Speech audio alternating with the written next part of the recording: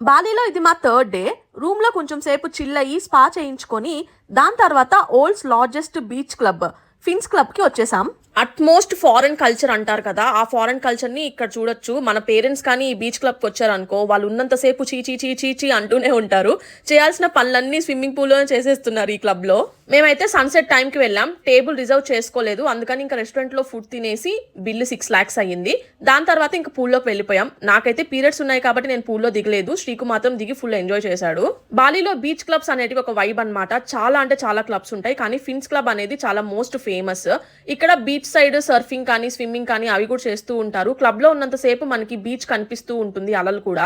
Night time అయిపోయినా కానీ మనకు అలలు కనిపిస్తూనే ఉంటాయి. లైటింగ్ అంతా అట్లా సెట్ చేసి ఉంటారు. బాలి మలేషియాలో మేము ఎవరిని మిస్ అవ్వలేదు, కానీ ఫర్ ద ఫస్ట్ టైం ఫిన్స్ క్లబ్ కి వచ్చిన తర్వాత ఫ్రెండ్స్ ని మిస్ అయ్యాము. ఎందుకంటే ఈ వైబ్ ని ఇంకా ఫ్రెండ్స్ తో ఎంజాయ్ చేస్తే ఇంకా సూపర్ ఉంటుంది అనిపించింది మాకు.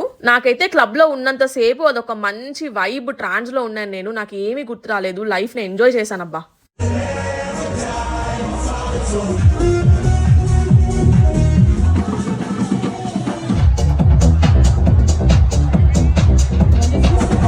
క్లబ్ క్లోజ్ చేసేస్తారు. దాని తర్వాత రూమ్ కి రాగానే ఇలా సర్ప్రైజ్ ఉంది మా హోటల్ వాళ్ళ దగ్గర నుంచి.